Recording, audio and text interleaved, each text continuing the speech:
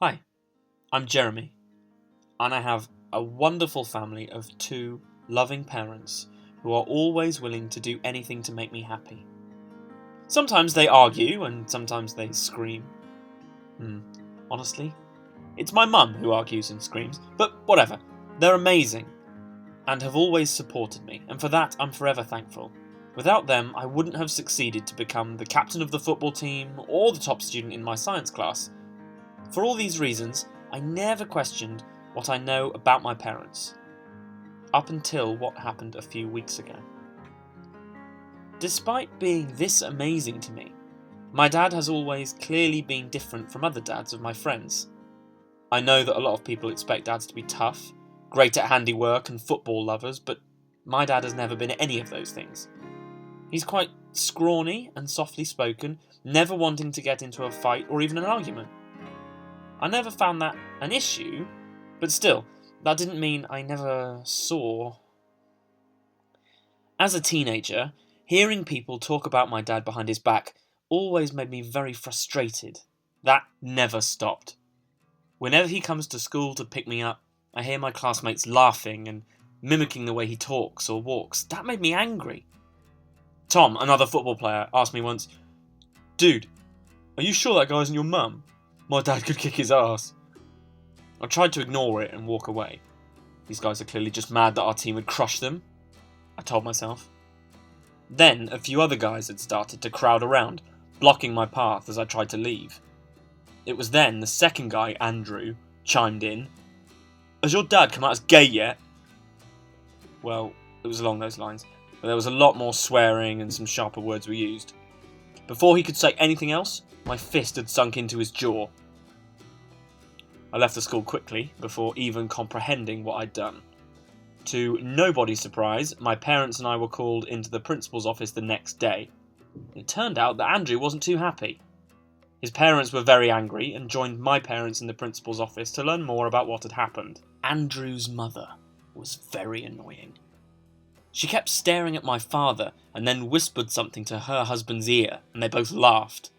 The whole situation started to get on my nerves even more than before. Then the principal started to talk and preach about being peaceful and not to use violence, but I couldn't hear what he was saying. I was totally focused on my dad, trying to read his facial expressions and making an effort to find the right words to say. Can you imagine the whole situation? Imagine you're in my shoes and have to confront your dad in front of all these people that you don't like. The principal asked me to explain to everyone in the room why on earth I acted violently. I didn't want to say anything. Then my dad requested an answer from me, only to be followed by my mother demanding me to utter. My dad asked me the same question again, and I seriously wish the ground would swallow me up. What should I say? How can I tell this to my dad?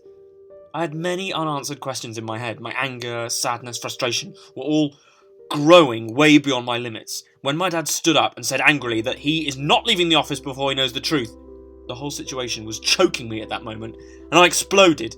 Within 1 second, I rose on my feet, looked my father in the eyes, and screamed at him, "Tell me, why do you do all this? Why don't you act like the other dads? Where's your manhood? Do you really want to know what happened? My friends called you gay. They all call you gay." My parents looked at each other and lowered their heads. Angrily, I asked, "Why are they silent? What is it, Dad?" No response, just silence. I grabbed him from his arm and asked him again, this time louder, "Is it true? Are you gay?" I could see him holding back the tears, and he didn't answer. I was shouting again, hysterically, and asking him to tell me the truth, when he stood up and said, louder than ever, "Yes, I am gay." I was speechless. I couldn't grasp anything. I could only think of how my father has lied to me. He betrayed me.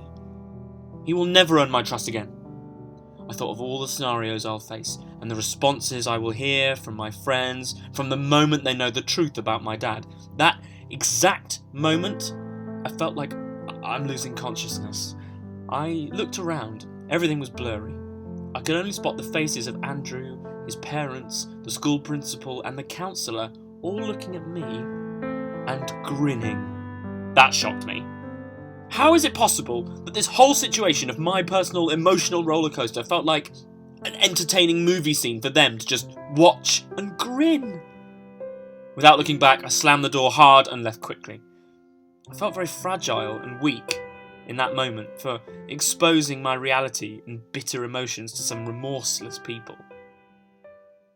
Despite my shock, I learned my lesson. Our personal life is called personal for a reason. I'm still adjusting to my new reality, but whether my dad is gay or not, it's no one's business. At least I have a wonderful father who loves me more than anything else in life. Thank you for listening to my story. Make sure you like and subscribe. And if you've ever had a similar experience, please share it in the comments section below.